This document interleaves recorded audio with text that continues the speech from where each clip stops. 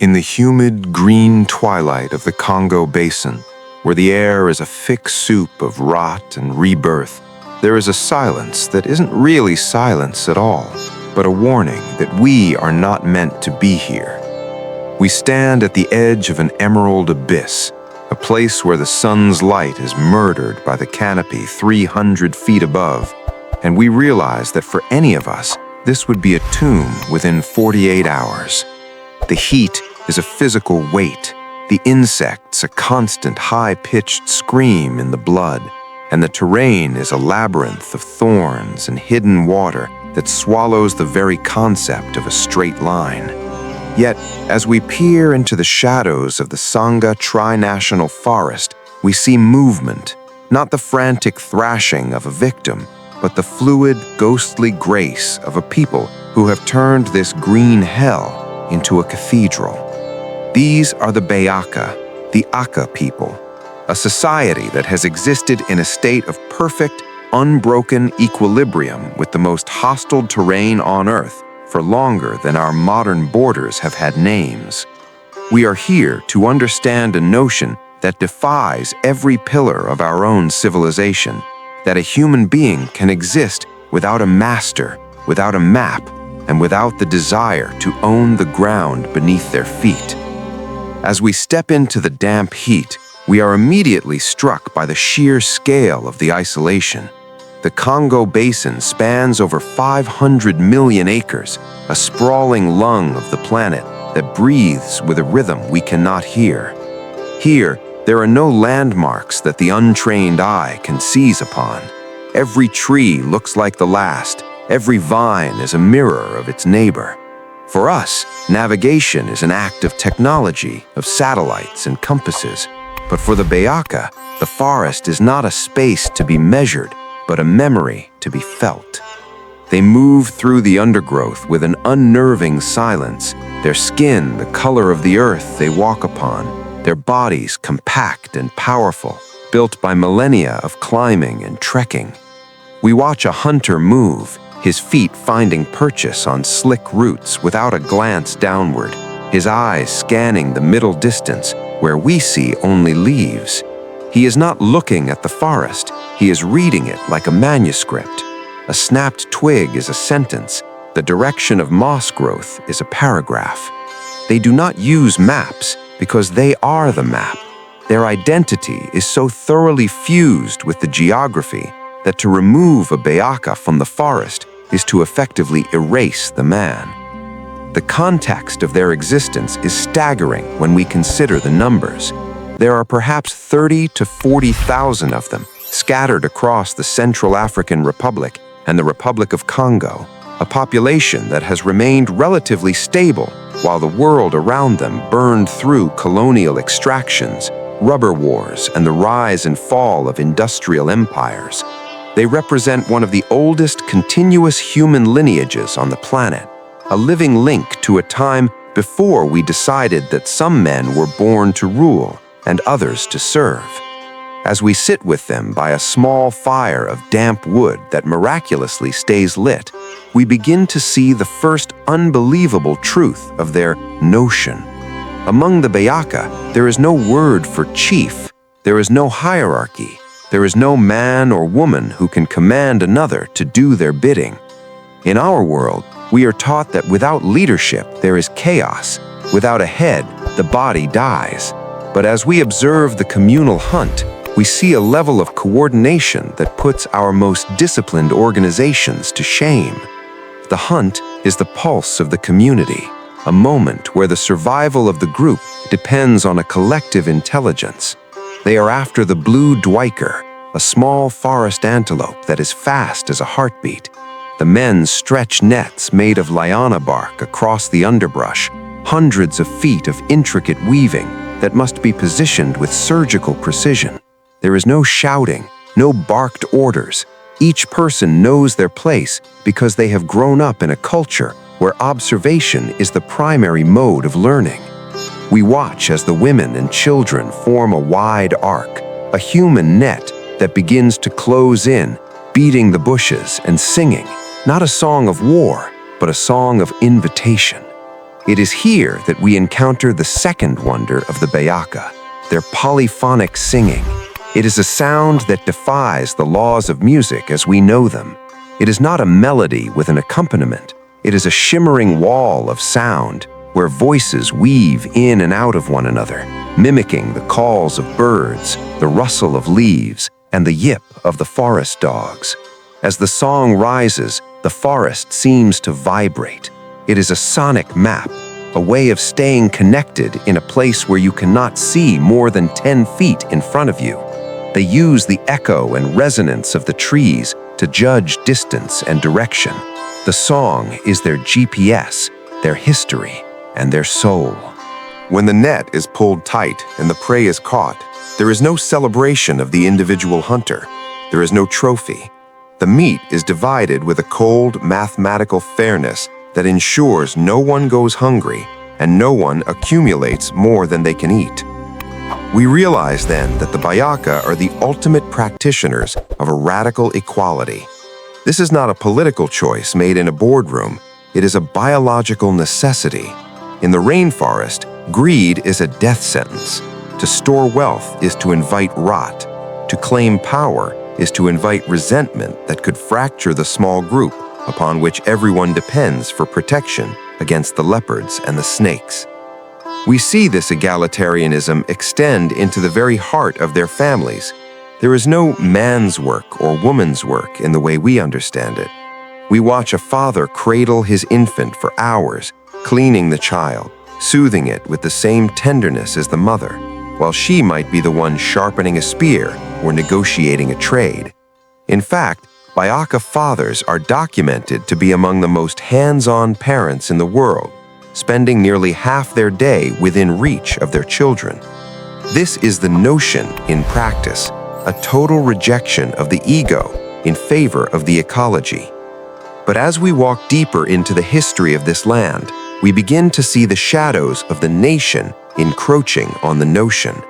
The Bayaka do not live in a vacuum. They live on the borders of a world that views their forest as a resource and their way of life as an anachronism. For centuries, the sedentary farming tribes, the Bantu-speaking neighbors, have looked upon the Bayaka with a mixture of awe and contempt. There is a complex, often dark relationship between the forest people and the villagers. We see it in the marketplaces at the edge of the woods. The Bayaka bring honey, wild game, and medicinal plants, knowledge of which they are the sole keepers, to trade for iron tools, salt, and tobacco. But beneath these transactions lies a history of exploitation. The villagers often view the Bayaka not as equals, but as a labor force, sometimes even as property. This is where the moral complexity of their story becomes a jagged edge. The Bayaka have been used as scouts for ivory poachers, as laborers in logging camps, and as attractions for a world that wants to see primitive man. We see the tension in the eyes of a young Bayaka man who wears a tattered Western shirt, a garment that looks like a shroud for his heritage. He is caught between the pull of the spirits in the trees and the lure of the coins in the town. The forest itself is changing, and as it does, the soul of the Bayaka is being squeezed. We travel through areas where the ancient hardwoods have been replaced by the raw, bleeding stumps of a logging concession. The maps of the nation are being drawn over the ancestral paths of the notion. When a road is cut through the jungle, it isn't just a path for trucks. It is a vein through which the outside world bleeds in. It brings alcohol, it brings disease, and it brings the concept of land ownership, a concept that is entirely foreign to a people who believe the forest owns them, not the other way around. We sit with an elder under the shade of a mongongo leaf hut, a structure that can be built in an hour and abandoned the next day, and we feel the fragility of their world. Their architecture is a testament to their philosophy of leaving no trace. They are the ultimate ghosts. If the Bayaka were to disappear tomorrow, the forest would swallow their villages in a month, leaving no stone or monument to mark their passing. They do not want to leave a mark. They want to leave the forest exactly as they found it. This brings us to the most profound moral dilemma we face as we document their journey. We, in our modern world, look at the Bayaka and see a utopia, a society without war, without hierarchy, without the crushing weight of debt or the anxiety of the future. We romanticize them as the noble keepers of a lost human essence. But this perspective is its own kind of violence. It ignores the reality of their lives, the high infant mortality, the lack of medicine for simple infections, the constant threat of being displaced by governments that do not recognize their right to exist because they have no permanent settlements. We see the tragedy in the fact that the very qualities that make them amazing, their mobility, their lack of ownership, their humility, are the very things that make them invisible to the law. A nation is built on fences and titles. The Bayaka soul is built on horizons and songs. We watch a group of Bayaka children playing in a shallow stream, their laughter echoing against the dense wall of greenery. They are learning to identify every frog, every fish, every edible root. Their education is a masterclass in biological complexity. But we also see the logging trucks in the distance, their engines a low, menacing rumble that never truly stops. The notion is under siege by the nation. The governments of the Congo Basin, often under pressure from international conservation groups, create national parks to protect the wildlife. In a cruel irony, these parks often turn the Bayaka into poachers on their own land. We see the injustice of a world that wants to save the elephants, but finds the humans who lived with them for 10,000 years to be an inconvenience. The Bayaka are being forced into a sedentary life, settled into dusty roadside villages where their social structures collapse, their polyphonic songs fade into the silence of depression, and their egalitarianism is poisoned by the sudden introduction of money and status. We find ourselves asking, as we look into the embers of the communal fire, what it is that we are actually losing as these people are pushed to the brink. It is not just a tribe, it is a way of being human. They represent a different answer to the question of how we should live together. When we look at the history of the Bayaka, we are looking at a mirror. They show us what we were before we decided that the earth was a warehouse of commodities. They show us that it is possible for humans to live in a state of high-functioning peace without the need for a central authority to threaten us into cooperation. Their polyphony is a metaphor for their society, a dozen different voices, each distinct, each necessary, creating a harmony that is greater than the sum of its parts. If one voice stops, the song changes, but it does not break. As the damp night settles over the camp, the Bayaka begin to sing again. It is a song for the forest spirits, a plea for the forest to remain cool and open. To them, the forest is a living, sentient being, a mother and a father. They do not pray to a god in the sky, they speak to the trees. They believe that when things go wrong, when the hunt is poor or sickness strikes, it is because the forest is sleeping. Their job, through their singing and their dancing, is to wake the forest up, to remind it of its children. We sit in the dark, the firelight dancing on the faces of people who possess a knowledge we have forgotten we ever had.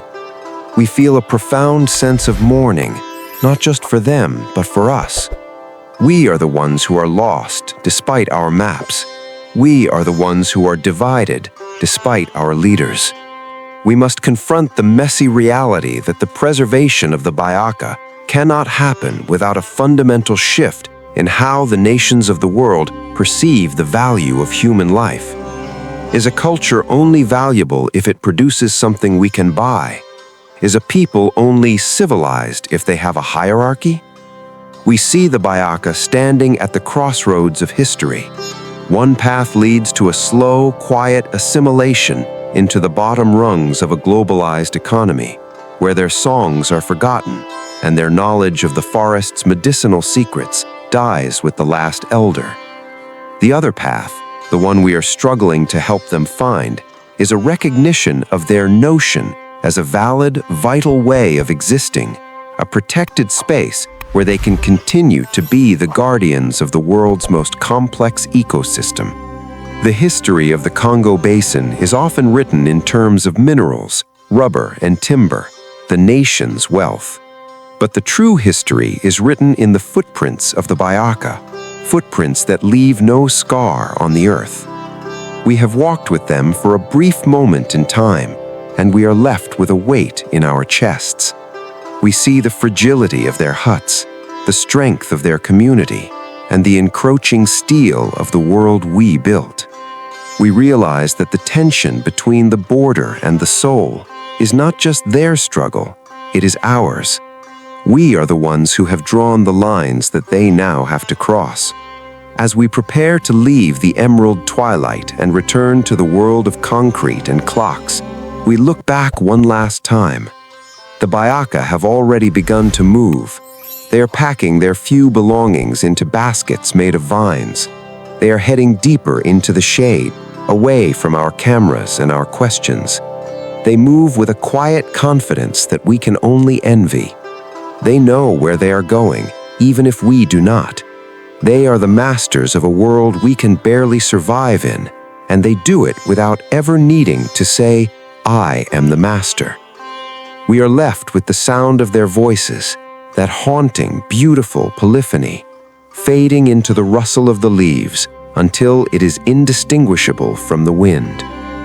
If a people can live for 10,000 years in perfect harmony with the most unforgiving terrain on the planet, creating a society of absolute equality and profound artistic beauty, why is it that we, with all our technology and all our wealth, find it so impossible to do the same?